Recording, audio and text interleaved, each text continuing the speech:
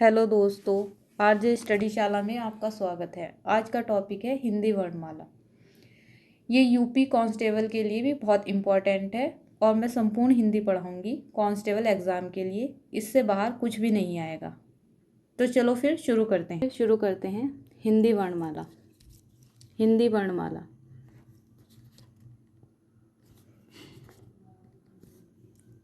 हिंदी वर्णमाला क्या होता है? वर्णों के व्यवस्थित क्रम को वर्णमाला कहते हैं। यानी जो वर्णों का व्यवस्थित क्रम होता है उसे वर्णमाला कहते हैं। हिंदी वर्णमाला में कुल 52 वर्ण होते हैं। हिंदी वर्णमाला में जो वर्णों की संख्या होती है वो कुल होती है 52, जिसमें स्वर 11 होते हैं और व्यंजन 33 होते हैं। स्वर कितने होते हैं? 11 होते हैं और व्यंजन 33 होते हैं।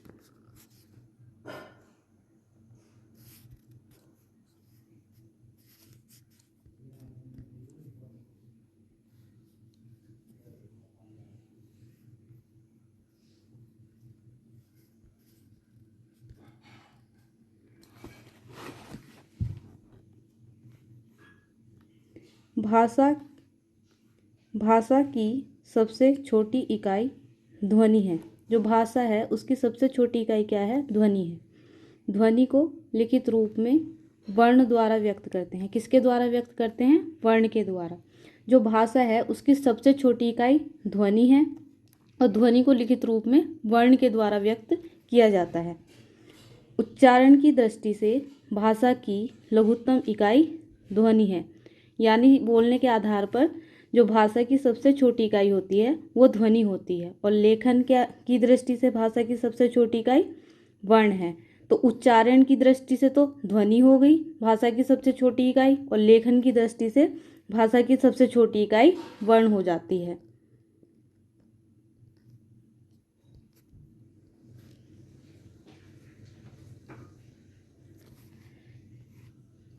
हिंदी व्याकरण में हिंदी वर्णमाला को 2 भागों में बांटा गया है। कितने भागों में बांटा गया है? 2 भागों में बांटा गया है। आइए वर्ण के बारे में जानते हैं। वर्ण किसे कहते हैं? तो वर्ण की परिभाषा, वह छोटी से छोटी ध्वनि जिसके और टुकड़े नहीं किए जा सकते हैं उसे क्या कहते हैं? वर्ण कहते हैं। यानी वह छोटी से छोटी ध्वनि जिसके हम और टुकड़े नहीं कर सकते वो क्या कहलाती है? वर्ण कहलाती है। क्या कहलाती है? वर्ण कहलाती है। अब जानते हैं हम। और वर्ण जो है वो 2 प्रकार के होते हैं। एक होता है स्वर, दूसरा होता है व्यंजन। तो चलो हम स्वर के बारे में जानते हैं। स्वर किसे कहते हैं? जिस वर्ण के उच्चारण में किसी अन्य वर्ण की सहायता ना लेनी पड़े। यानी ऐसे वर्ण जो बिना किसी सहायता के बोले जाते हैं, यानी जो पूर्ण रूप से स्वतंत्र होते हैं, वो क्या कहलाते हैं? स्वर कहलाते हैं। क्या कहलाते हैं? वो स्वर कहलाते हैं। यानी ऐसे वर्ण जिसे बोलने के लिए या उच्चारण करने के लिए किसी दूसरे वर्ण की सहायता नहीं लेनी पड़ती, वो क्या कहलाते हैं? स्वर कहलाते हैं। जैसे अ, आ, ई, उ, री, ए, ऐ, ओ और औ। ये क्या कहलाते हैं? स्वर कहलाते हैं।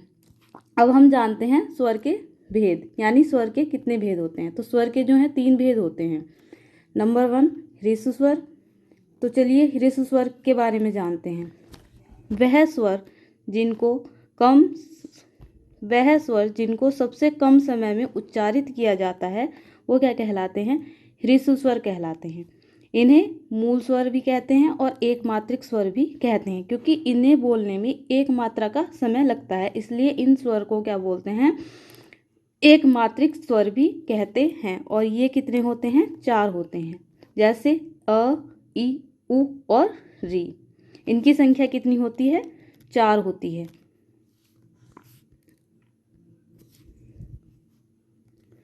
दूसरा होता है दीर्घ स्वर। क्या होता है? दीर्घ स्वर। यानी इनके उच्चारण में ह्रस्व स्वर की अपेक्षा दुगना समय लगता है, अर्थात 2 मात्रा का समय लगता है। उसे दीर्घ स्वर कहते हैं। और इनकी संख्या कितनी होती है? 7। कितनी होती है? 7। जैसे आ, ई, उ, ए, ऐ, ओ और औ। इनकी संख्या कितनी होती है? 4। तीसरा होता है प्लुत स्वर। ऋस्व से 3 गुना समय लगता है और संस्कृत में प्लुत को एक तीसरा भेद माना जाता है, पर हिंदी में इसका प्रयोग नहीं होता है। यानी जो ऋस्व स्वर से 3 गुना समय में बोले जाते हैं वो क्या कहलाते हैं? प्लुत स्वर कहलाते हैं, और इनका प्रयोग केवल संस्कृत में ही किया जाता है, हिंदी में इसका प्रयोग नहीं किया जा सकता। जैसे ओम। फिर जानते हैं हम, सेकंड होता है व्यंजन। सेकंड क्या होता है? व्यंजन। तो व्यंजन क्या होता है? जिन वर्णों को स्वरों की सहायता द्वारा बोला जाता है वो क्या कहलाते हैं? व्यंजन कहलाते हैं। यानी जिन्हें बोलने के लिए स्वरों की सहायता लेनी पड़ती है वो क्या कहलाते हैं? व्यंजन कहलाते हैं। और व्यंजन की संख्या कितनी होती है? 33। व्यंजन कितने होते हैं? 33। जैसे क से लेकर य तक, ये सब किस में आते हैं? व्यंजन में आते हैं। आइए अब जानते हैं व्यंजन के भेद। तो व्यंजन के जो भेद होते हैं वो व्यंजन के भेद, पहला है स्पर्श व्यंजन। स्पर्श व्यंजन जो होते हैं उनकी संख्या कितनी होती है? 25 होती है। कितनी होती है? 25। स्पर्श व्यंजन की संख्या 25 होती है, और ये कै से मै तक होते हैं। जो कै से कै वर्ग से स्टार्ट होते हैं और मै तक जाते हैं वो क्या होते हैं? स्पर्श व्यंजन होते हैं। प्रत्येक वर्ग में 5-5 अक्षर होते हैं। प्रत्येक वर्ग में कितने अक्षर होते हैं? 5-5 वर्ण होते हैं, और ये 5 वर्णों का समूह होता है। ये क्या कहलाते हैं? स्पर्श व्यंजन कहलाते हैं। दूसरा है अंतस्थ व्यंजन। इनकी संख्या 4 है। य, र, ल और व, ये क्या होते हैं? अंतस्थ व्यंजन। यानी उच्चारण स्वरों व मध्यों व्यंजनों के मध्य, यानी जो स्वरों और व्यंजनों के मध्य होते हैं वो क्या कहलाते हैं? अंतस्थ व्यंजन कहलाते हैं।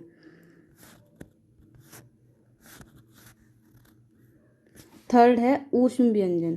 थर्ड क्या है? ऊष्म व्यंजन। इनकी संख्या 4 है। श, श, श और ह। फोर्थ क्या है? संयुक्त व्यंजन। इनकी संख्या भी कितनी है? 4 है। छ, त्र, ज्ञ और श्र। फिर है उत्क्षिप्त व्यंजन। उत्क्षिप्त व्यंजन की संख्या कितनी है? 2। ढ और ढ। ड और ढ। इनको द्विगुण व्यंजन भी बोलते हैं। उत्क्षिप्त व्यंजन को और क्या कहते हैं? द्विगुण व्यंजन भी कहते हैं। फिर है स्पर्श व्यंजन। स्पर्श व्यंजन। स्पर्श व्यंजन में क्या बताया था मैंने? जो कै से म तक जाते हैं, और इसमें कितने वर्ग आते हैं? 5 वर्ग आते हैं। पहला वर्ग क्या आता है? कै वर्ग। दूसरा वर्ग चै वर्ग। तीसरा वर्ग टै वर्ग। चौथा वर्ग तै वर्ग। पांचवा वर्ग पै वर्ग। कै वर्ग में क्या क्या आता है? कै वर्ग में आता है क, ख, ग, घ, ण। च वर्ग में क्या आता है? च, छ, ज, छ, ण। ट वर्ग में ट, ठ, ड, ढ, ण। त वर्ग में त, थ, द, ध, न। प वर्ग में क्या आता है? पै, प, फ, ब, भ, म। और इनके उच्चारण स्थान क्या होते हैं? जो क वर्ग है उसका उच्चारण स्थान होता है कंठ। च वर्ग का उच्चारण स्थान तालु। ट वर्ग का उच्चारण स्थान मूर्धा। त वर्ग का उच्चारण स्थान दंत्य। प वर्ग का उच्चारण स्थान ओष्ठ। इनकी ट्रिक होती है कचट तप। ट्रिक क्या होती है? कचट तप। कुछ इंपॉर्टेंट पॉइंट हैं, जैसे अर्धस्वर। अर्धस्वर कौन कौन से होते हैं? य और व। इनकी संख्या कितनी होती है? 2। लुंठित या प्रकंपित व्यंजन क्या होता है? र। पार्श्विक व्यंजन ल। काकल्य व्यंजन ह। अर्धस्वर संख्या 2 होती है, और कौन कौन से होते हैं? य और व। लुंठित या प्रकंपित व्यंजन र। पार्श्विक व्यंजन ल, काकल्य ह। और पार्श्विक व्यंजन किसे कहते हैं? इसके उच्चारण में वायु जीभ के पास से निकलती है। इसके उच्चारण में जो वायु है वो किसके पास से निकलती है? जीभ के पास से निकलती है। अंग और अह क्या हैं? अयोगवा वर्ण होते हैं। अंग और अह क्या होते हैं? अयोगवा वर्ण होते हैं। अंग और अह क्या होते हैं? अयोगवा वर्ण होते हैं, जिसमें अनुस्वार स्वर के बाद बोले जाने वाला हलंत अर्धध्वनि अंग क्या होता है? अनुस्वार। जैसे प्रपंच, कंठ, छंद आदि। और विसर्ग क्या होता है? अह। यानी महाप्राण सूचक एक स्वर है, जैसे प्रातः, अतः, संभवतः आदि। चलो दोस्तों, कुछ वीडियो से संबंधित महत्वपूर्ण प्रश्न भी करते हैं। पहला प्रश्न है, वर्णों के व्यवस्थित क्रम को क्या कहते हैं? तो वर्णों के व्यवस्थित क्रम को क्या कहते हैं? व्यंजन कहते हैं, स्वर कहते हैं, वर्णमाला कहते हैं, या संयुक्त व्यंजन कहते हैं? तो बताओ, वर्णों के व्यवस्थित क्रम को क्या कहते हैं? वर्णमाला। क्या कहते हैं? वर्णमाला कहते हैं। यानी जो व्यंजनों का व्यवस्थित क्रम होता है वो क्या कहलाता है? वर्णमाला कहलाता है। स्वर किसे कहते हैं? स्वर की संख्या कितनी होती है? 11। यानी जो किसी भी वर्ण की सहायता के बिना बोले जाते हैं वो स्वर कहलाते हैं।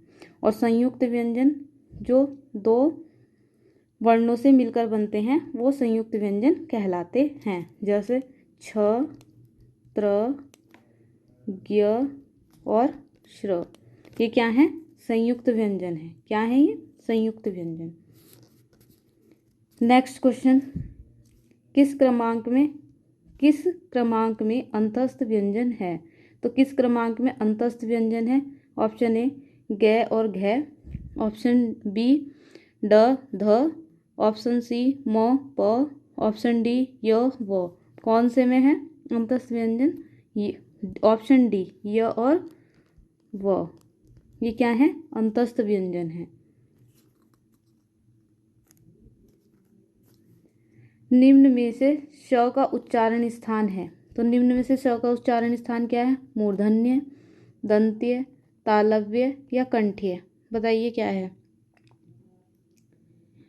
तो श का उच्चारण स्थान क्या होता है? मूर्धन्य होता है। क्या होता है? मूर्धन्य।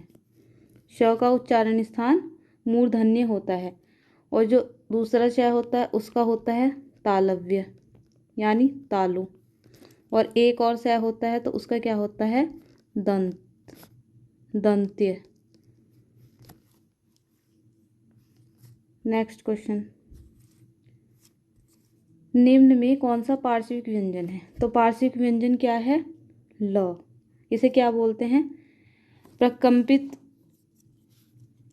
प्रकंपित या लुंठित व्यंजन। ये कौन सा है? र। ये कौन सा है? र। और लय को क्या बोलते हैं? पार्श्विक व्यंजन। य और वो क्या है? अर्ध स्वर। अर्ध स्वर। अब नेक्स्ट क्वेश्चन, त वर्ग का उच्चारण स्थान है मूर्धा। त वर्ग का उच्चारण स्थान है मूर्धा, दंत, ओष्ठ या फिर कंठ। तो त वर्ग का उच्चारण स्थान क्या है? त वर्ग का उच्चारण स्थान है दंत। क्या है? दंत। मूर्धा किसका है? मूर्धा है श का। कंठ किसका है? कंठ है क वर्ग का। ओष्ठ किसका है? पै वर्ग का। ओष्ठ किसका है? पै वर्ग का।